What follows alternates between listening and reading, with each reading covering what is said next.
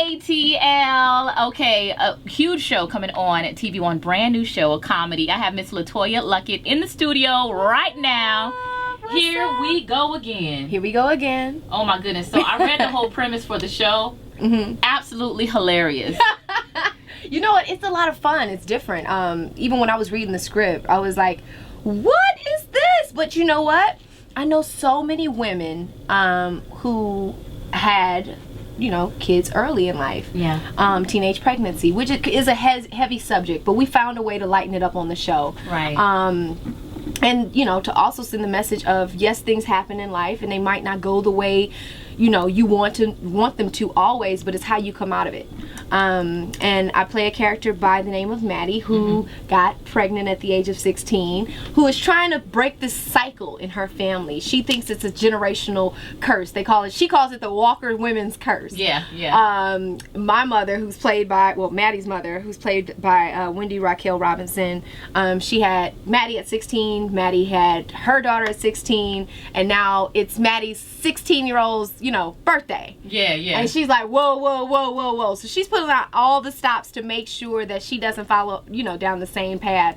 And while preventing her daughter from doing this. Y'all, here come the twist. Maddie gets pregnant by her baby daddy again at the 16th birthday.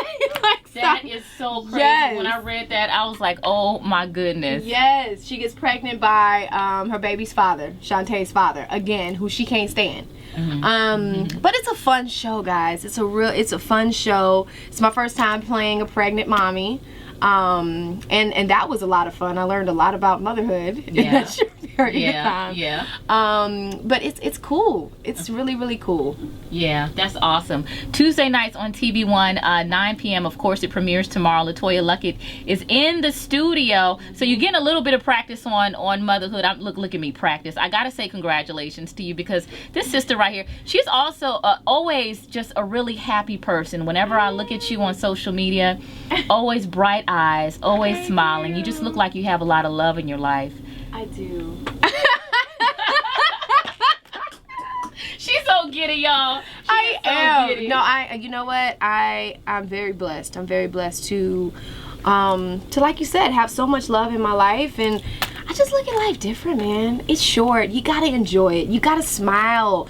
Things might happen. Things might not go the way you want them to always, but at the same time, as long as God keeps waking you up every morning, then just, you know, find the blessing in that. Be happy with that. Absolutely. And that's what I've learned to do. And it's not easy. I mean, it's not easy, especially when things aren't always looking up. You're down on yourself, but you got to find your way to just look up. Somebody's stuff is always worse than yours. Yeah. You know? Yeah, absolutely. You know? Somebody's stuff is always worse than yours. And just appreciate the blessing of life. Yeah, that is a great optimistic attitude to have. Yeah. Absolutely. And you've grown so much, and you know, it's kind of interesting because a lot of people know you as a singer. Of course, your roots with Destiny's Child and as a solo artist. Right. And how long have you been acting? Has this been something you've been doing the whole time? And not as actually as a part of Destiny's Child, we did Smart Guy.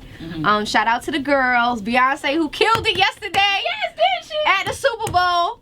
When I tell you, she know how to shut something down, man. Yeah. She just knows how. And shout out to everybody who did that halftime. I mean, I was on my feet the entire time. Coldplay, Bruno Mars. Did you see him up there jamming? Girl, he wasn't. You know what's so funny is, like, I'm half Asian, I'm half Filipino and half black, so I say half Filipino, half Billie Jean. Yeah. So, but whenever I always claim my Filipino side when it's convenient. So whenever a Filipino person is winning, I be like, you know, he Filipino, right? You know he is. Yeah, I didn't know that. Yeah, I had like no Manny idea. Pacquiao, I be like, that's my Filipino brother right there. know Like, what? I just be claiming him. You know what? He was up there jamming. I've never seen him Killing dance it. like that. It makes me want to see him live so bad. Yeah. But that, you know, it was great.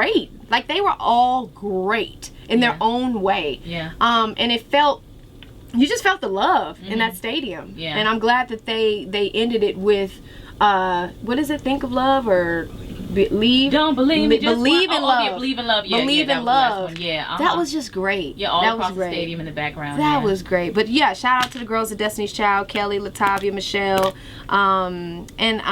yeah, we did Smart Guy when I was a part of the group, and then as a solo artist, I didn't really do anything my first album, but right before my second album, I did this movie called Preacher's Kid, and that's when I caught the bug. I was like, okay, you know what, I could do this. Yeah. This is scary, but I can do this. Yeah. And I started going on auditions and coaching and, well, yeah, getting sessions with my coach and going to classes and reading up on it and watching. You just gotta watch TV. You gotta watch TV and movies. I absorb, you know, like a sponge when I watch that stuff. Like, oh, I love the way she did that.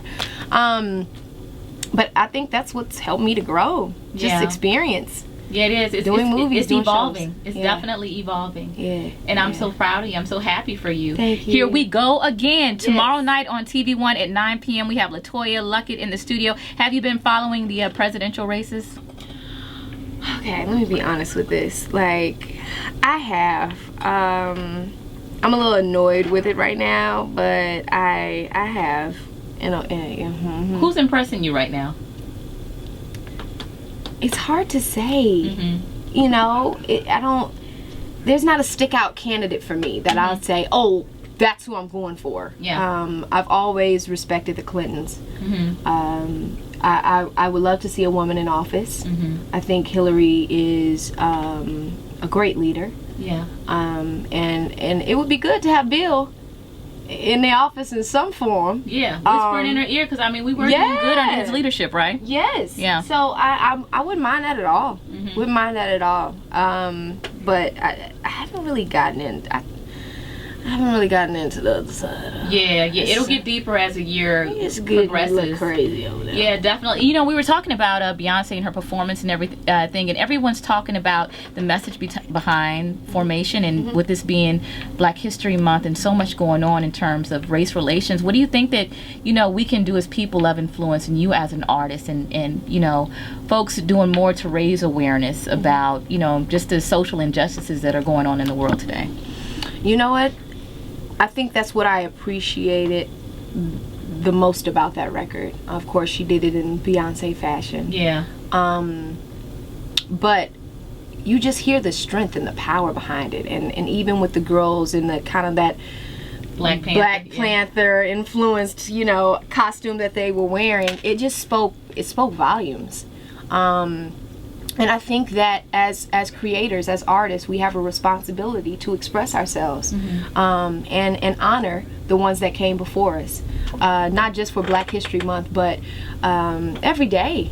Yeah. I think that people don't appreciate it as much as they should. A lot of people have lost their lives for us to get to where we are, for us to have the opportunities that we have today.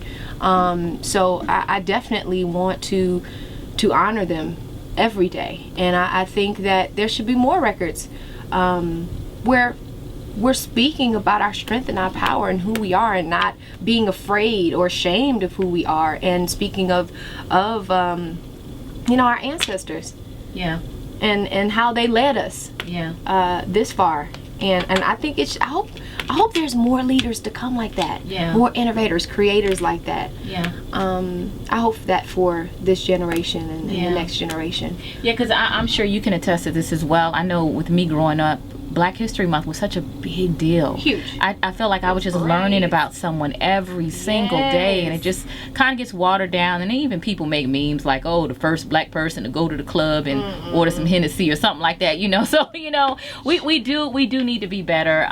But, you know, very, very insightful words in terms of that. Congratulations on everything. You and Rob are a beautiful couple. Thank you. Have you all set a wedding date yet? You know what? We are looking at summer. Okay. I'm just like, whoa. Look at her. Look at your cheeks are hurting. You smiling so hard. Look at her. It's crazy for me because you know, you dream of this moment. You dream of finding. I know I did. Finding someone that you can grow old with, and have a family with, and love. regardless of, you know, and two worlds coming together. Yeah. Two lives coming together to make one. And I was talking to his mom the other day, and she was like, you guys are gonna have to start even now thinking like married people. You've been for 34 years or however long thinking as a single woman. Yeah. And he's been thinking as, you know, a single independent father for how long. And you guys have to start thinking as one. Yeah. And really value your commitment. And I'm like, whoa, this is serious stuff. This got crazy. This got serious real quick. But it's wonderful.